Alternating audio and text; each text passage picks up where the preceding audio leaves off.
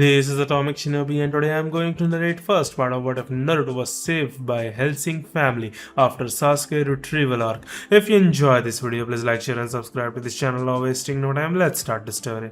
The normally tranquil Valley of the End was filled with the sounds of explosions and battle cries. The two boys who were making the noise were only 12 years old, and they were fighting with everything they had in order to demonstrate his allegiance to Konohagakure. The child on the left wore an ugly orange jumpsuit. Come on. You know it is, blue sandals on his feet, a blue headband on his forehead with a metal plate featuring his village symbol on it, and bright yellow hair that resembled a sea urchin. Additionally, he had sapphire-colored eyes that exuded bravery and innocence. In almost every aspect, the other boy was the complete opposite of him. Their age and the headband on their foreheads were the only things that the boys had in common.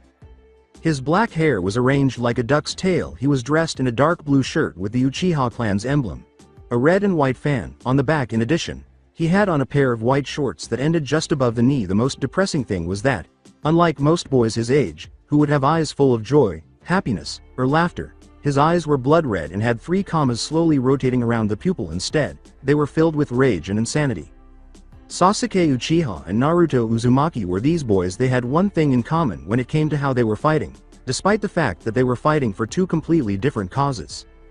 Both of them were obtaining their power from an outside source. Sasuke drew his power from the cursed seal that the snake Sannin Orochimaru had placed on him, while Naruto drew chakra from the nine-tailed fox spirit that was sealed in his stomach. At that precise moment, one thought crossed each boy's mind. They were nearly at the end of their remaining strength. With his typical arrogant smirk, Sasuke remarked, "I suppose this is it, isn't it, Dobi?" In an attempt to reach his mentally unstable former comrade, Naruto yelled, "Sasuke, why do you want to Orochimaru? You know he just wants to take your Sharingan? And he'll also give me power. That's all the promise I need to leave Konoha. My hate isn't enough to kill my brother, and Konoha can't give me the power to kill him." Sasuke stated. Naruto yelled, "How can you be so idiotic? Orochimaru gained all of his power in Konoha. He was born, raised, and trained there, in an attempt to persuade his teammate." With anger, hatred, and conceit erasing all sanity from his eyes and voice, Sasuke yelled once more, "That doesn't matter. All that matters is a small taste of what Orochimaru can offer me is enough to match you, and I will become strong enough to beat anyone that gets in my way." This time, Naruto was at a loss for words as he realized that his comrade, whom he had briefly considered a brother, had vanished and was replaced by a monster that needed to be defeated. The fact that Naruto was still covered in the Kyuubi's chakra, which was literally nothing more than pure rage given life, indicated how disheartened he was to see Sasuke in that state. "Okay, Sasuke, I can see you won't go back to the village, but I can't let you go to Orochimaru either, as much as I want you to come back and remake Team 7 with Sakura, Kakashi-sensei, and it's obvious that won't happen. For your own good I have to kill you." Sasuke yelled, regaining his typical haughty tone, "Do you really think you can kill me, Dobi? I graduated at the top of the class and you at the bottom. I am from a clan of elites while you are an orphan. What makes you think you can beat me?"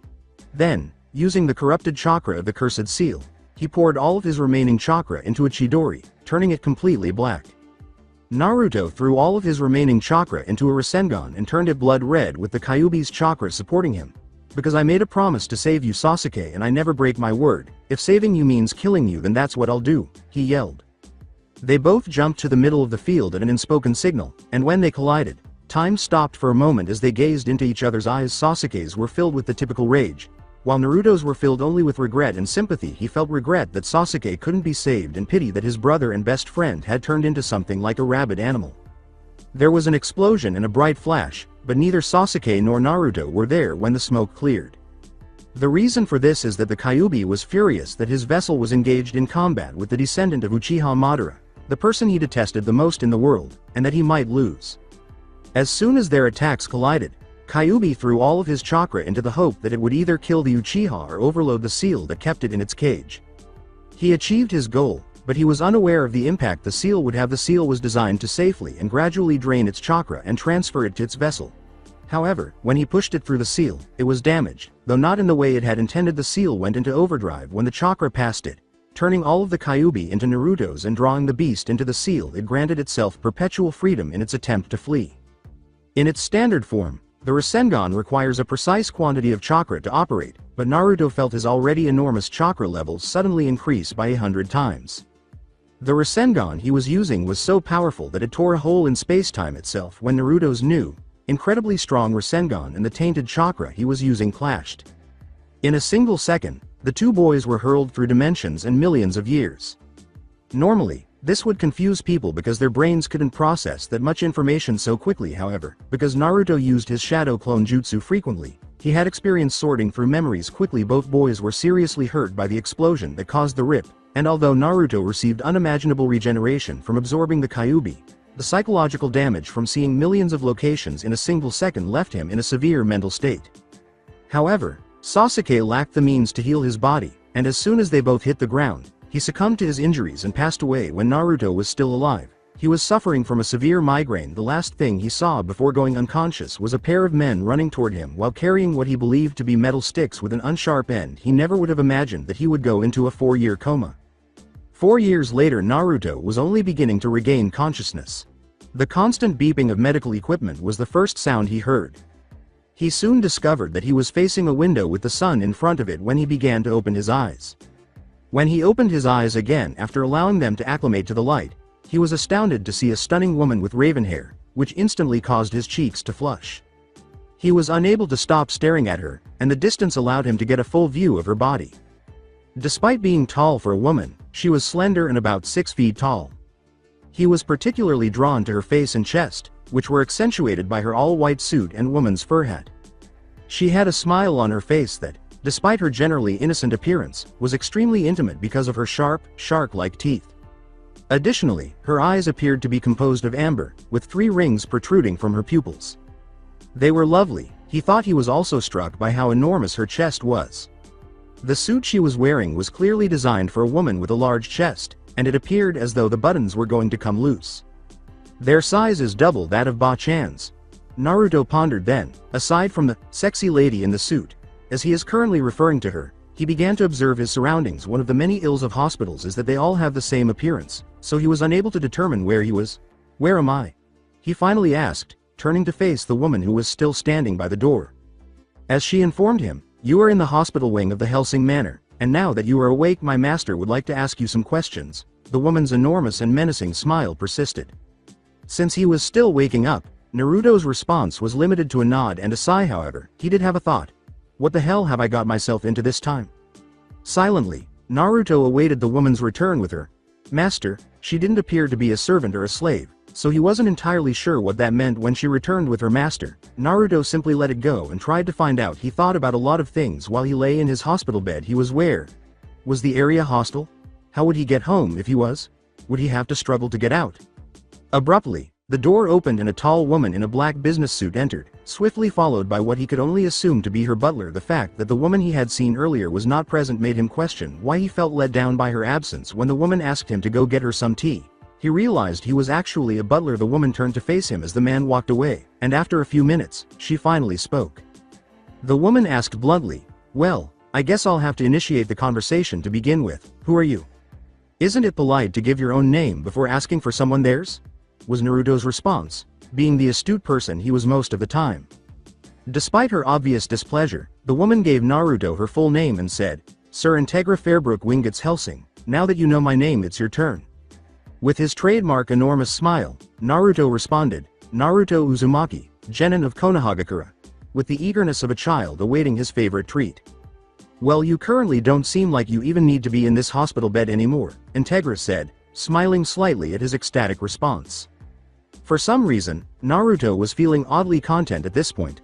"I don't feel like I should even be in here, I feel great," he exclaimed. He felt that he didn't have to worry about being hated for things that were out of his control, but he couldn't understand why. At this point, he made the decision to determine whether he needed assistance or could stand up on his own. The ease with which this could be done pleased him. After not moving his legs for 4 years, Integra was shocked that he could move them at all. If she hadn't had a blood test to determine whether he was human, she would have assumed he was a vampire. When she saw him standing, without any help whatsoever, she almost had a heart attack. "Excuse me, by any chance did a black-haired boy land here with me?" crossed Naruto's mind as he continued to wonder where he was. "Yes, he was already dead and we didn't know if he was a vampire or not. We burned his body and threw the ashes into a river." Integra's expression abruptly changed from one of shock to one of seriousness. "Good, I was afraid the crazy bastard had survived." "Wait, what's a vampire?" Naruto said with a sudden look of relief. "A vampire is something that feeds on the blood of others to survive." Normally this would cause us to want to kill anyone we see, but we have an arrangement with one, and that is if she kills rouge vampires for us then we shall not try to kill her. Integra was reluctant to inform him that she was actually a slave of the Hellsing family until she was certain he would not take any action. In any case, you are clearly well enough to move around and don't require medical attention. Walter will bring you some new clothes shortly because you won't fit in any of the ones you were wearing. She then left the room, leaving Naruto alone for a few minutes as he pondered his newfound knowledge while he waited for his clothes vampires. He didn't think there was anything like that in Konoha, and if they were as big of a threat as Integra had made them out to be, everyone back home would know about them. Naruto was starting to suspect that he wasn't anywhere near Konoha when he suddenly remembered the multiple flashes of images he saw before he blacked out. He then realized two things. First, he had been sent to another dimension, and second, he felt taller than he remembered when he looked into a mirror on a table a few feet away. He was surprised to see that he was older and not by Mucha, and that nothing else had changed at that moment. Walter returned to the room and handed Naruto a pair of jeans and a plain white t-shirt. When he first heard the old man say, "If you are dissatisfied with your clothing we can easily get you more in a day or two," he was wondering where he could get some clothes that he would want to wear after realizing how plain the clothes he had been given looked in the mirror. When Integra returned inside and began telling him that they needed to get his shoe size, Naruto, who was still not really trusting anyone until he got more information about where he was, just nodded, didn't know what these people wanted from him for the medical attention or whether they could be trusted at all. Naruto said, "A 10.5, I have a few questions of my own to ask you." He intended to either get his answers or simply walk away. "Very well, I will answer your questions depending on what they are," replied Integra. "Well, where am I now?" "England. Does anyone with combat training have a job?" "Yes, several." "Who is the closest person who won't inquire about my past?" "You're standing in its headquarters. Have a job I could fill?" Naruto didn't have a job, a place to stay, or money, and he just happened to land in a place that could probably give him the first two at the cost of most, if not all, of the third. Even if he didn't get any money, he wouldn't complain because he didn't know anything about the world he was in. He just hoped he could work here. It didn't really matter where he was because it seemed like he would never return to Konoha, and this Hellsing organization seemed to kill anything they set their sights. Integra smirked and said, "We always have new positions to fill. It looks like she might get a new, extremely strong warrior to fight all the monsters and freaks. So, when should I begin?" Naruto inquired. "I have things to do right now, but go explore the manor in the interim. When your first mission is ready, I'll give you a call over the intercom. Please do not enter my room." After responding, Integra left the room with her piece. Naruto quickly collected his thoughts, made the decision to follow her instructions, and began investigating his new workplace. Naruto was just exploring the manor, trying to get a feel for the place, when he saw a faint line going down one of the walls. He followed it up. Then it curved to the side and went down again, and rapidly realized that this was an entrance, so he opened it. He saw what appeared to be the entrance to a dungeon, and he began to descend the torch-lit stone staircase against all his common sense, until he reached a room with nothing in it but a table. He found a bottle of wine, which was actually filled with blood, a chair, and the woman he had spoken to when he first woke up. Fortunately, her suit didn't look like it would shatter, and she still had a huge smile on her face, but it wasn't that bad because her teeth were normal size instead of looking like they would fit well in a Tyrannosaurus Rex's mouth. In fact, now that he thought about it, it just looked mischievous, much like his own grin. "I'm surprised no one has ever found this place unless they already knew about it," she replied. "In my old profession you had to catch the slightest thing out of place on just a glance or you could fall into a deadly trap," Naruto replied. "Interesting. What was your line of work?" she inquired. "Well, it was in another dimension, so I doubt you could find anything similar here, but I was a ninja, and I'm sorry to change the subject so suddenly, but I never got your name," Naruto replied. The woman's smile widened. "I guess I haven't told you yet, have I? Morgana is my name." "My name is Naruto Uzumaki, and it's good to meet you, Morgana." "Likewise, not that it wasn't nice to officially meet you. The armory is down the hall and you could use some guns," Morgana replied. Naruto yelled as he bolted from the room. "All right, it was nice meeting you." Things will definitely be more entertaining with him around. At least he is much more pleasing to look at than everyone I have ever met." Really, Morgana thought to herself in her typically arrogant, self-assured manner, but she was ultimately perplexed. After following the instructions, Naruto entered a large room that was both frightening and exhilarating. He was about to leave when he noticed two objects that caught his attention, two desert eagles, one black and one gold, and he quickly figured out how to use them, along with making a small hole in the wall. He then proceeded to blow gaping in the targets. When he was done, There were more bullets left in Naruto's guns than there was gel left on the target dummies. Naruto then grinned, but before he could enjoy himself anymore, the intercom began and he heard Integra's voice. "Naruto, your first mission will begin soon." Then the intercom went off, and Naruto couldn't help but smile at the fact that he was already working and that his first job was with Morgana. He wasn't sure why, but he felt like he could trust her, both in the field and about everyday things he wanted to share with someone. Naruto, Morgana, Integra, and a few of her unnamed and unimportant soldiers were on their way to Cheddar. During the trip, Morgana took note of Naruto's dual Desert Eagles and told him that those were meant for someone whose body could hold much more stress than a human's could. He just smirked and told her that before they were told about their mission he had destroyed a good amount of their practice dummies. Morgana's response to this was to grin and say that if he could do that without any problems, then his body was far stronger than any normal human's was and that she would love to spar with him sometime. Naruto just grinned and rapidly shook his head up and down, something that greatly amused both Morgana and Integra. Eventually they landed and started heading in the direction of the village of Cheddar.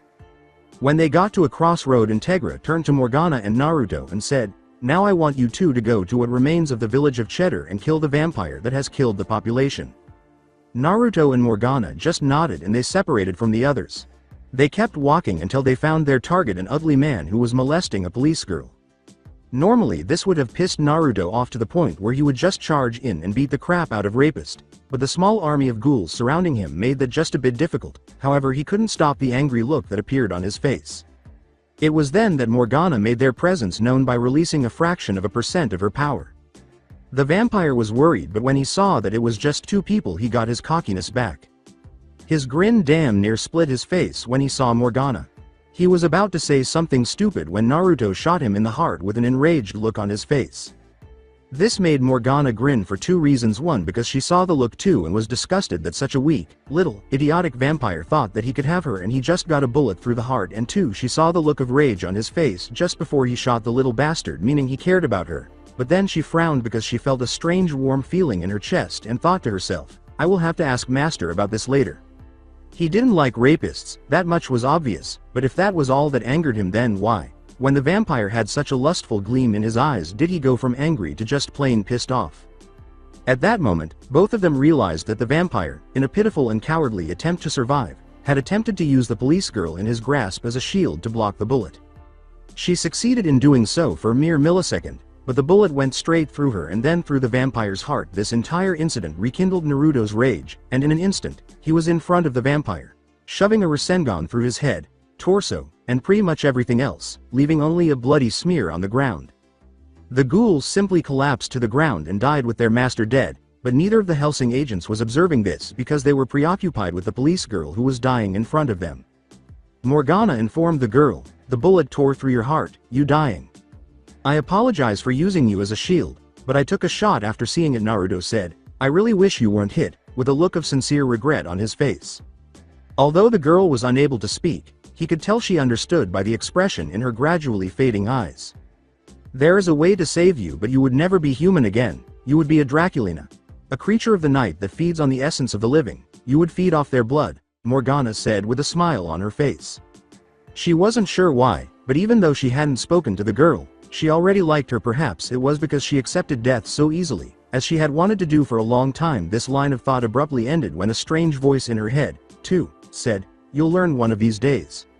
Morgana was perplexed by this, but she quickly returned to her subject. "Are you willing to accept that?"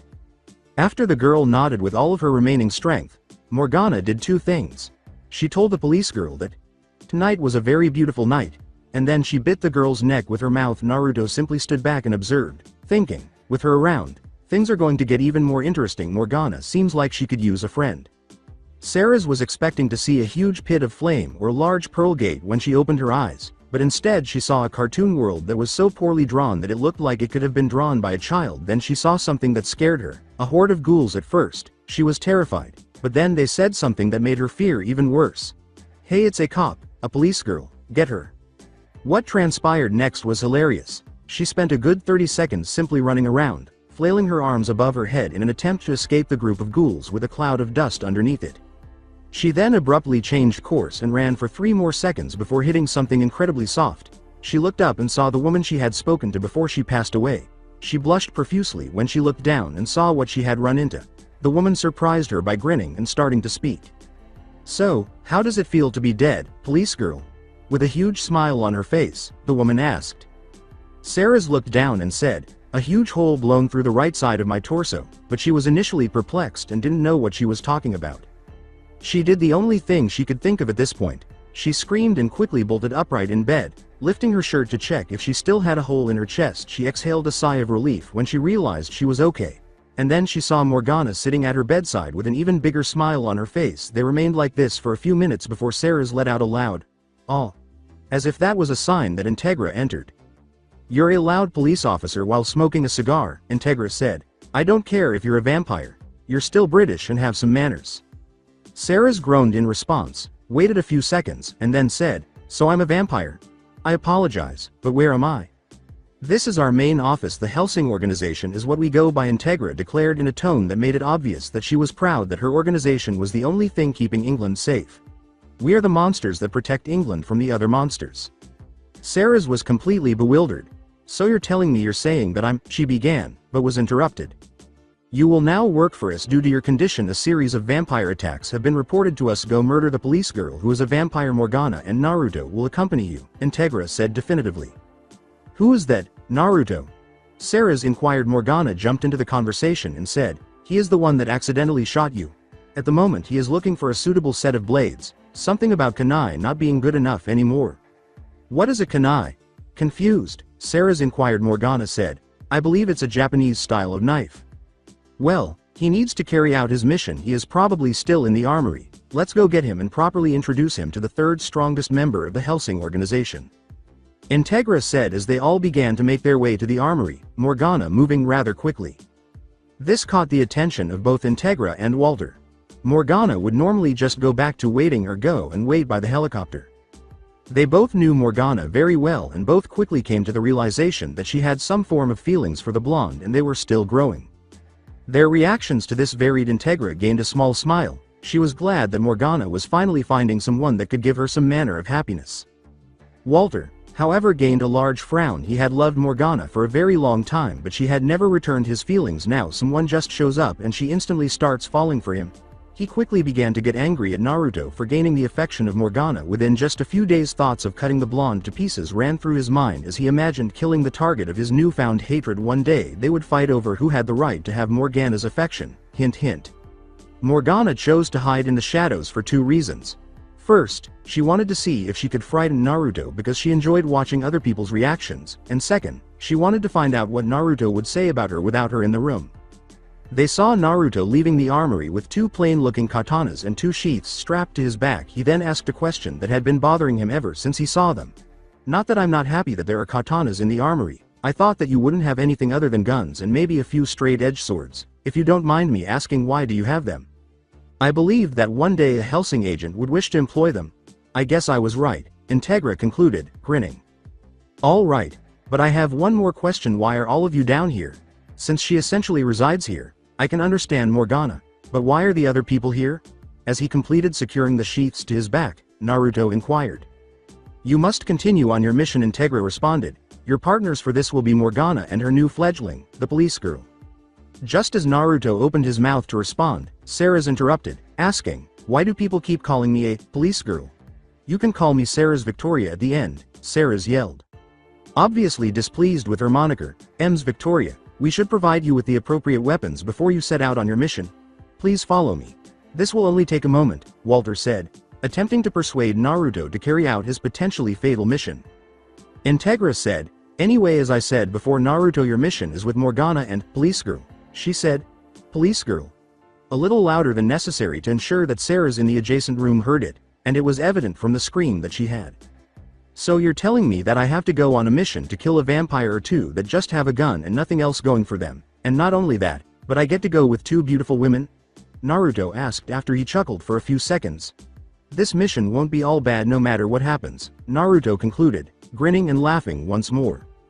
When Morgana heard this, she couldn't help but blush. "He thinks I'm beautiful?" she asked herself, a genuine, joyful smile slowly taking shape. "So I'm beautiful, am I?" she said, gathering herself quickly and making her presence known. "You're not that difficult to look at yourself," She reasoned that if she blushed, he should too, but to her astonishment, he simply grinned. Naruto made an ostentatious bow and said, "Thank you Morgana, it's nice to know that a goddess like yourself appreciates my compliments." "As entertaining as this is, you all have a mission to take care of," Integra said with barely suppressed laughter, putting business before pleasure. Although they both knew they had work to do, Naruto and Morgana were both a little let down that their fun had ended so abruptly. However, they both remembered something. They both looked at each other and grinned their own enormous smiles because they were going to be a very weak couple of vampires, which meant they could keep teasing each other the entire time. At this point, Ceres entered the room carrying a basic rifle, and Walter emerged with a thoughtful expression on his face as he examined the weapon. It was clear that he was considering something involving Ceres's gun, but then he turned to see Morgana and Naruto smiling at one another, and the anger that had previously subsided returned, bringing with it a couple of friends, rage, and hatred. They had been standing in the same spot for roughly 10 seconds, and Integra was starting to get irritated. "What are all of you waiting for? Get going." At last, Integra lost her temper and yelled. After that, they all went to the helicopter and went to the location of their mission. During the journey, Naruto and Morgana tried to make each other as agitated as possible, while Ceres watched and stayed out of the way. Integra gave the two a little smile, but Walter gritted his teeth in rage as he watched the exchange between Naruto and Morgana, knowing that eventually he would make his move. When they finally arrived at the final attacked house, they all entered and started examining the devastation, which included destroyed furniture, blood all over the place, and a message written in blood with a Petrine cross on the wall. Integra made a face that made it obvious that she was repulsed by what she saw. "The victims' heads have been ripped off. Messages are left on the wall written in blood. This is a transgression against both God and Christianity. They make fun of Hellsing itself, our nation, and our church." They all piled into their Humvee and drove toward the target, which was moving north on Route 17, butchering entire households as they went. After receiving word that one of the butcherings was happening, "Make sure no freak remains standing," Integra yelled. Ceres gritted her teeth and tried to calm herself, but she was extremely anxious and listened to the entire thing. After being abruptly stopped and instructed to exit, they moved to their various positions to eliminate the threats, each of which had a vampire to kill. It was not difficult for Naruto to find his vampire while he was raiding the refrigerator and consuming a raw steak. "Wow, and I thought my manners needed work." Naruto expressed his obvious disgust at the vampire when he realized that it had not only eaten the steak but had also managed to slobber all over himself.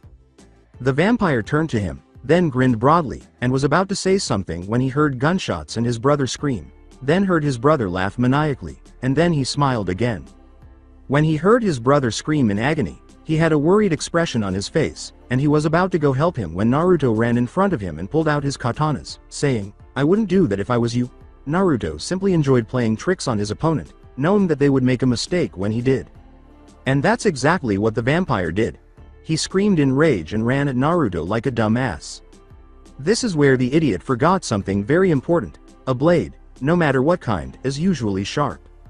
When he tried to rush past him, Naruto swung one of his katana and cut him in half at the waist.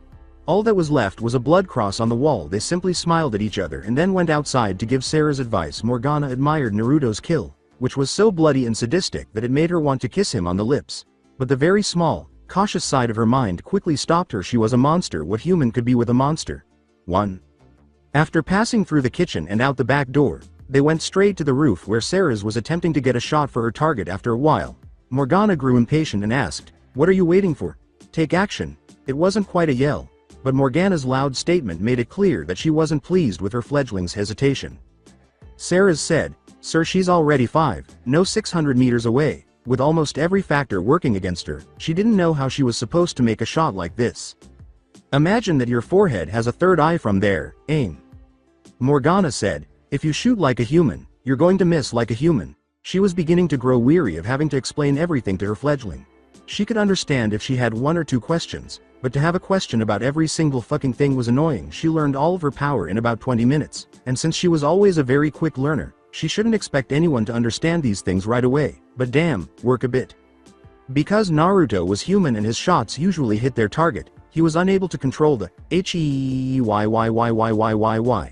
that escaped his lips after hearing the human remark.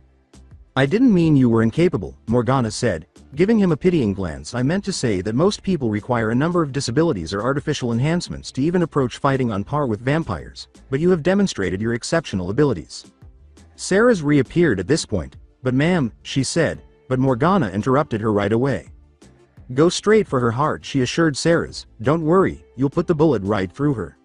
Ceres remarked, "But it's so dark and I don't have a scope."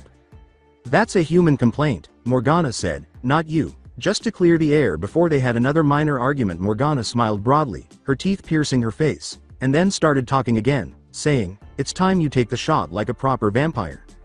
The typical blue of Ceres's eyes turned blood red in an instant, and she took her shot, which pierced the heart of the lone female vampire target. "It's such a big gun, but I hardly feel any recoil at all," Ceres said, her eyes returning to their typical blue. She was extremely surprised that she had made the shot, but her surprise was quickly eclipsed by fear. "Even though it's completely dark, I can see better than I could during the day." Morgana abruptly interrupted Ceres's self-talk, saying, "Good shooting, police girl."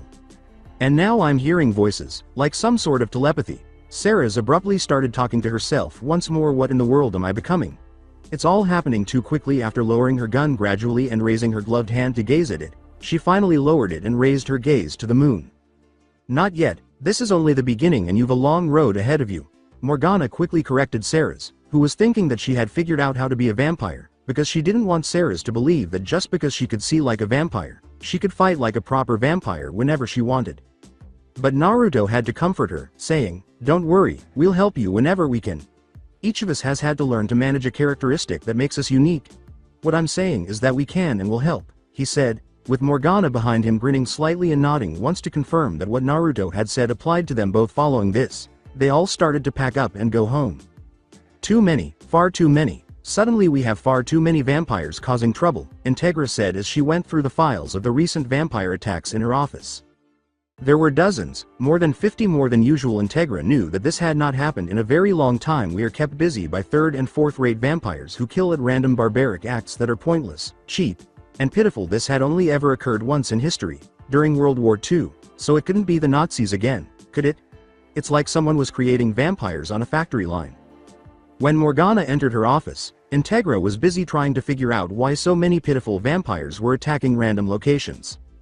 She was obviously taken aback because Morgana never left the basement dungeon unless she was on a mission or defending the menorah. In reality, she only left when she could kill something without getting caught. If Morgana was here, it must be important, but why would she be looking so confused? The two of them stared at each other in silence until Integra finally interrupted, asking, "What do you need, Morgana?" Morgana sighed and replied, "It's about Naruto." Integra was now curious, "What's wrong with him?" "There isn't exactly a problem," Morgana said after hesitating for a moment because she didn't want to embarrass Naruto, but she finally found the courage to tell her master. "I start to feel weird around him whenever I'm with him, but it's not a negative feeling. It's more of a burning feeling but without any pain." Morgana was immensely confused. She really didn't know what she was feeling, but she liked it for some reason. Integra, on the other hand, couldn't stop the huge grin from growing on her face. Morgana was her very good friend, not on a very emotional level, but when she was growing up, Morgana taught her when she needed to be a hard ass and how to do it. She knew exactly what Morgana was feeling. She just had to know one more thing before she told Morgana what was happening to her. "Let me clarify, is there a burning sensation in your stomach and chest when you're around Naruto or when you think about him?" "Yes, it's only when he is involved," Morgana thought for a moment. Morgana was starting to feel better, and Integra recognized the issue. Integra smiled broadly for her friend, servant, saying, "Morgana, I know exactly what's going on with you." Morgana was growing impatient. "At this point you are too, aren't you?" "Well, what's going on?" Morgana asked impatiently. Integra smiled as she finally responded. Morgana was taken aback by the response. "Morgana, you are in love with Naruto." Integra was amused by Morgana's statement. "What, I'm in love? How can I be in love?" Integra questioned. "So you're saying that you don't want to be in love?" She had to admit that she was having a great time with this. Morgana's response was swift. Integra smiled at her friend again and said, "No, that's not it at all. I don't have the slightest idea of how to get someone to love me or how to show love. All I know how to do is fight. Don't worry at all. When the time is right you will be able to tell him yourself," replied Integra after getting the answer to her question. Morgana left the room to start considering when she should tell Naruto how she really feels. For the most part, everything was quiet on this sunny day in Rome. A nice-looking priest broke up a fight between two 8-year-olds, saying, "Now both of you stop that. There's no fighting between friends. How do you expect to go to heaven acting like that?" His skin was tanned, and he was tall. He had a big scar that ran from his jaw to just under his eye, and he had short, blonde hair in addition. He wore spectacles over his green eyes and had a small beard. Alexander Anderson was the name of this man. One of the young boys apologized right away. "Sorry, father." After a single sigh, the man spoke. "Listen, violence is never the right answer, except when used against heathens and monsters," he concluded by saying. The man promptly informed the children when he saw an elderly-looking priest approaching him. "All right, I want both of you to run straight up to your rooms." The boys said, "Yes, father," and walked away. The two men began to stroll along a path at a slow pace. "To what do I owe this visit? What happened?" Anderson inquired. The older man gave his most direct response. "I'm afraid we've been hearing a lot of bad news lately, coming from England." With a smile on his face, Anderson stopped moving and turned around. The elderly man remarked, "Ah, vampires? Yeah, they're working hard to keep everything quiet." Anderson's smile widened. The elderly man then resumed his conversation. "There have recently been multiple vampire attacks within their borders, far too many to be pure coincidence." Anderson was now in the shade of the trees, and his smile was genuinely menacing. "Well, nothing wrong with that, is there? If a vampire wants to eat some Protestants, how is that any of our business?" The elderly gentleman replied, "But there's more, Hellsing. They're a problem. They've been holding a stronger front than we expected, keeping damage to a minimum." Anderson replied with a confident grin. "They're nothing but amateur. Hellsing is practically a kindergarten compared to us, the Catholics, the Vatican, and the Iscariots. We were fighting against the forces of darkness centuries before the Hellsing organization even existed. So why are you here? If all the trouble's over, and then surely the English can take care of it on their own." The elderly man's response was solemn. "But it's not just in England." Anderson responded in a startled tone as his eyes grew wide. "What?" The elderly gentleman responded, "There's been an attack in Ireland, Northern Ireland. A little town called Badrick. Hellsing is on the move, and we will not just sit back and watch. The nerve of them, sneaking around where they're not wanted, like they belong there." Anderson smiled once more and responded, "These fools are as shameless and presumptuous as ever." The elderly gentleman replied menacingly, "We will teach them to know their place." Anderson, "They tread on Catholic land. This vampire is ours to destroy. We want you to deal with this before they do." "And if I should run into the agents of Hellsing?" Anderson asked with a smile, clearly expecting the response he wanted.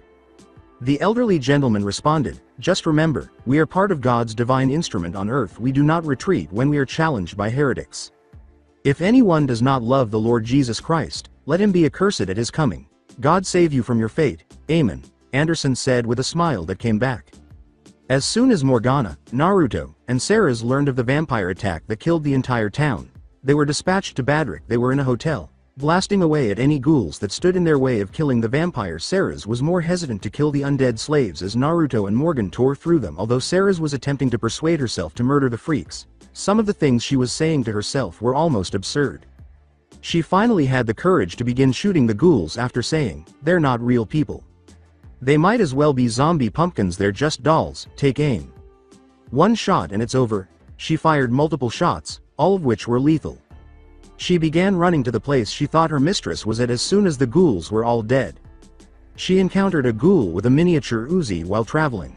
It fired at her, but she swiftly killed the undead slave with a well-placed blow to the head. Ceres simply ran over it as it fell and swiftly shot a ghoul that was right behind the first one.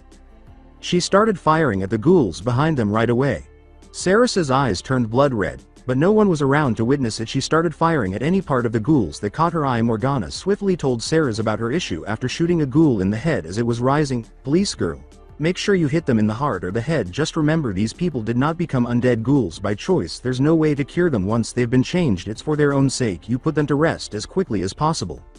With each shot, the ghoul fell, and Ceres's gunshots accelerated by about 5 times. When Ceres glanced over her shoulder at Morgana, she swiftly let go of the empty clip from her rifle and reached for her spare. She had a crazed expression on her face and her eyes were blood red once more, which made it obvious that she was completely insane.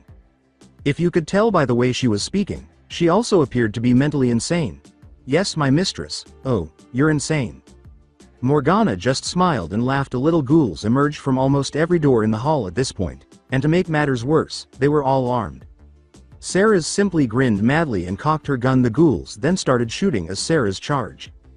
Sarah's simply ducked in and out of the bullets before sliding feet first and using her gun's rapid fire spray to eliminate every ghoul, but the final ghoul ran out of ammunition and slid past it. She sprinted toward it and struck its forehead with her fist. Sarah's wasn't finished when it fell to the ground, though with an even bigger and crazier smile. She slammed her foot down on its head and pressed down until its head was splattered. This pleased Morgana, who expressed her approval. Now you're starting to understand what it is to be a vampire. As she slowly brought her gloved hand to her head to take a drink, Sarah's was panting and gazing at the blood on it when all of a sudden "No, I'm kidding, we're just heading over to find out what Naruto was up to during this time." Instead of using his guns, Naruto was using his katana. Why did he do this? There is no need to reload a sword, and he only had a certain number of bullets. By using a substitute or shooting clones in place of the real him, all of the ghouls' attempts to kill him were easily thwarted. After the vampires were all dead, he was able to find the vampire in the attic. When he arrived, he witnessed the vampire bragging to a tall, blonde man about how unbeatable he was. He had wire-frame glasses, a big scar on his face, and what appeared to be long bayonets in his hands. His older fighting style quickly established his presence. After running his mouth, he attracted the interest of both people by saying, "Well, this is certainly a surprise. I can easily name 3 people right now if I wanted to. Really, Hikagato, Dodo, and Sasuke. We were sent here to kill the vampire, and I find the dumbass spouting about how he was invincible. Do you have any idea how many people that are now dead have gone on and on about crap like that?" Anderson was intrigued by this young man. He was covered in blood, but it was clear that none of it was his. When he saw his swords, he grinned broadly and said, "Well, it's good to see someone else using the old-fashioned method of killing these freaks." Normally, Anderson would have been upset that someone had broken up his fight, even if it hadn't happened yet.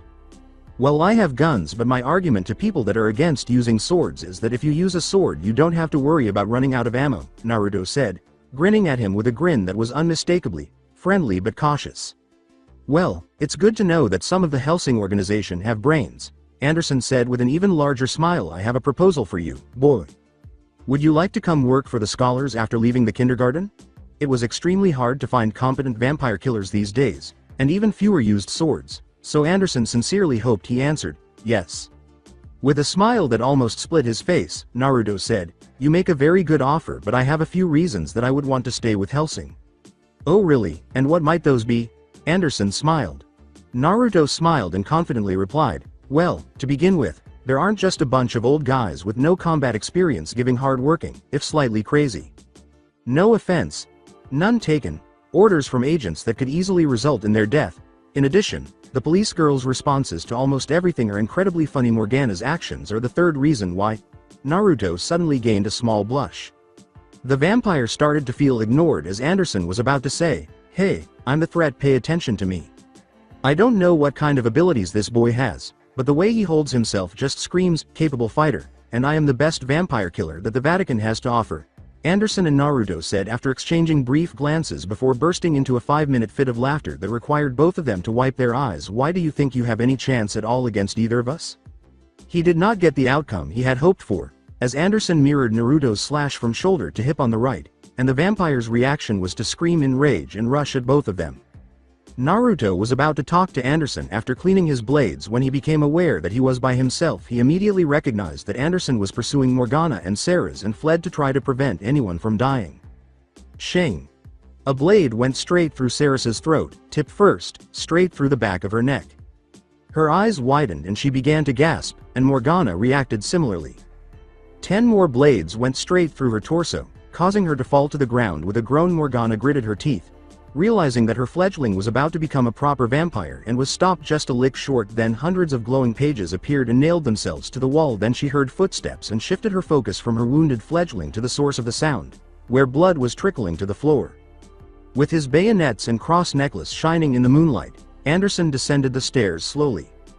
When he reached the bottom, he chose to stand directly in front of a window and began reciting passages from the Bible. "We are the servants of God and the messengers of his justice. On earth, we are the vehicles of his divine wrath." He then put his blades together and ground them together to produce sparks, saying, "Praise to our Lord. We are called upon to cleanse his kingdom, bringing ash from the flesh of thine enemies." Our Vatican intelligence officer reported to us that an employee inside the Hellsing Manor was telling Integra something horrible. Our fear is confirmed. It says the Vatican's Special Operations Unit, Iscariot, is moving. Integra was not pleased about this. The Vatican's most potent operatives, assassins and professional exorcists who have been trained to deal with heretics and heathens. They are employed by the Black Operations Unit, Sector 13. Why is it always 13? What was the size of their force? If they sent out more than 30, getting enough troops there to deal with it, Integra inquired. A sole agent was deployed, the man replied solemnly. Father Alexander Anderson, the Paladin. Did you say Alexander Anderson? Integra was fervently hoping that she had misheard the man or that he was playing tricks on her. God knows what would happen if he happened to run into Alucard and the girl. I'll head straight for Badrick, everyone said, their eyes widening at the prospect. Get my sword, my gun, and 2 bodyguards. Integra gave the order. All the man did was bow and say, "Yes sir," before leaving the room. I want you to continue working on the Vatican, Integra said, turning to Walter. In response, Walter said, "Of course sir, Paladin Anderson, Executioner Anderson, Bayonet Anderson, off with its head Anderson, dust to dust Anderson," was how Integra described Anderson while in the helicopter with Walter. Age and place of birth are unknown. Even where he came from is a mystery. We can only conclude that he is a skilled monster hunter. Anderson is arguably the best agent available under Vatican Section 13 in the same way that Morgana is our best supernatural defense.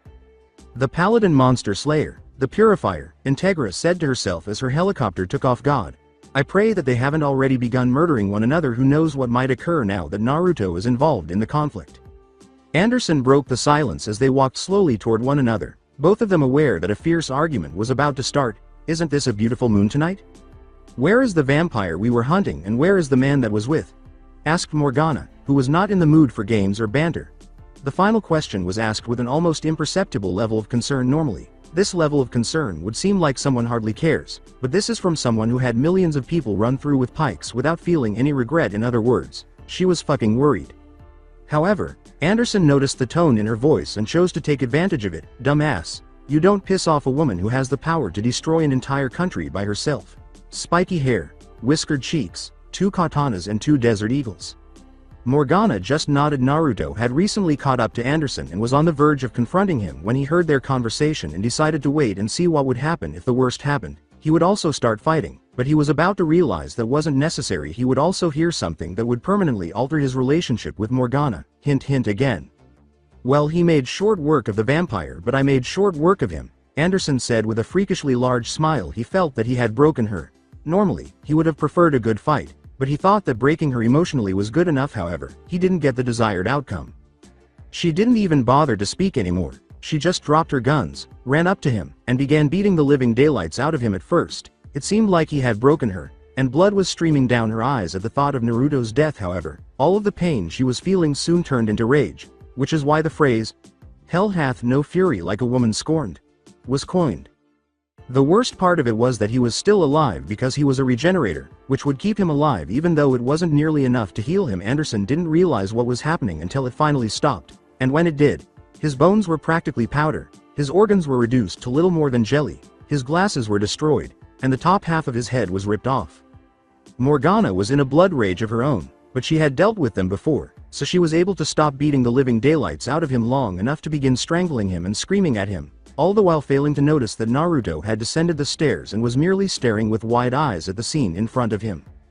But if she had known Naruto was still alive, she would never have yelled, "You killed him. The only person who ever showed me kindness without expecting anything in return was him. You killed him, even though I genuinely cared about him and don't give a damn about anyone. He actually made me feel alive again." Her voice started to shake as she spoke again, more softly, and tears started to fall from her eyes even more. "He was the only person that I have ever loved." When Naruto heard this, his eyes widened and he decided to say, I'm not dead, Morgana." Overwhelmed with joy, Morgana ran up to Naruto and gave him a hug. Then, she realized 2 things. First, she had told him out loud that she loved him, and he had heard her, and second, she was currently giving him a hug. She quickly turned away from Naruto, blushing all over, and began staring at the wall. As Naruto was about to speak, Sarah's made her presence known once more. With a loud moan, Morgana and Naruto turned to face Sarah's and started to draw the blades, and after the last one was out, they left the building. However, as soon as they were outside, Naruto stopped and told them to wait. Then he went back inside, undressed Anderson, and placed a dead female ghoul over his crotch. The reaction will be hilarious when he finds it. As the 3 field agents ran back inside and started heading to Integra, they discovered her and the 2 men she brought with her laughing heartily at Anderson. Morgana, Sarah's, and Naruto joined in on the laughter. wondering how they would all return when they saw Integra's helicopter land on the roof and run down the floors. After they had all finished laughing, they returned to the helicopter and returned to the Hellsing Manor, where Morgana asked to speak with Naruto alone on the roof. Morgana was initially unsure of what to say, but she eventually found the right words. "Naruto, what you heard at the hospital was accurate. I simply didn't know how to express it to you. For as long as I have been alive, I have only fought. I have no idea how to express love." Integra, who was watching through the security camera, couldn't help but smile as Naruto rolled his eyes, closed the distance between himself and Morgana, and planted a kiss on her lips. Her good friend had at last found a good amount of happiness.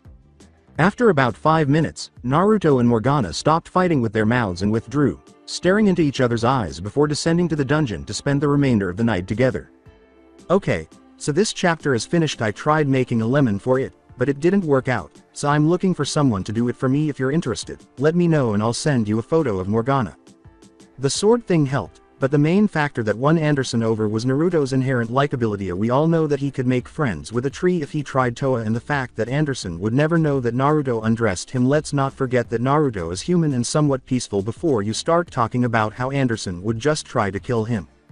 I almost forgot about the werewolves. I adored Hellsing's captain and his abilities, and since Naruto has always had some animal characteristics, this is my suggestion. I'll figure out a way to turn Naruto into a natural werewolf instead of a vampire, and I swear it won't be totally dumb either. I could make it so that he goes through the same process that created the original werewolf and gives him powers similar to Morgana, or I could have him fight the captain and the captain's blood mixed with his in the presence of his shitload o chakra made him a werewolf. These ideas are just off the top of my mind. Before he closed his eyes, though, Naruto noticed something that made him a little anxious. A clock on the wall read 11 p.m. 1. Which is late for most people but get up time for the Hellsing organization's night owls, who must get up to be ready for any mission that may arise. Naruto woke up before Morgana and was initially a little confused, but then he remembered what he and Morgana had done the night before, 1, and laid back down, and the biggest smile on his face. Naruto looked away from the clock and at Morgana, who was wearing a nightgown that hugged her figure and outlined every curve of her body. He didn't know what he had done to deserve her, but he wasn't going to question something as wonderful as Morgana happening to him.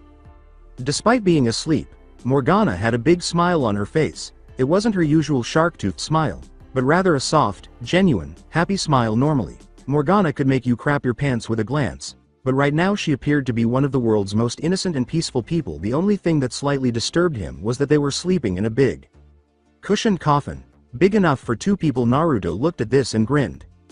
He had finally found happiness. As long as he was with Morgana, he didn't have to worry about anything. He had a great day with her before they decided to get some sleep around 3 in the afternoon.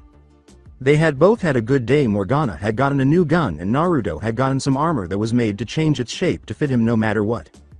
Hey, if they could enslave someone to a family bloodline, then they can make armor that changes a bit. But what really made it a good day for the both of them was the fact that they were able to go on a walk in the park without something getting blown up or Morgana killed anyone. Naruto, on the other hand, shattered a grand total of 17 jaws and broke about 23 noses. A lot of guys stared at Morgana in lust and then they laid at the ground in pain after Naruto was done. Morgana thought this was sweet but unnecessary. Of course, Walter knew about their walk but could do nothing about it, and there was no way to describe how angry and jealous he was. Naruto's thoughts were disturbed by a hole being blown through the wall and a man with long, blonde hair, glasses, and a white suit walked in. He was accompanied by a man with silver hair, dark skin, yellow eyes, and he was wearing what looked like a Nazi captain's uniform. What he didn't know was that Walter was waiting for his chance to kill him if the captain couldn't do it, or he may just join in with the captain. The explosion also happened to woke up Morgana, who thankfully formed clothing around herself before sitting up. What's going on? Half awake, she asked. That day earlier Ceres's eyes were twitching, and she was doing everything in her power to avoid going down to her master's dungeon and throwing a screaming match.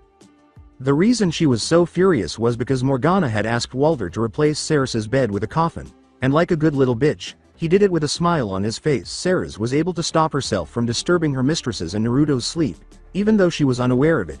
Sadly, Walter was the target of her wrath with an expression that essentially said, "What the hell?" Ceres yelled at the conclusion.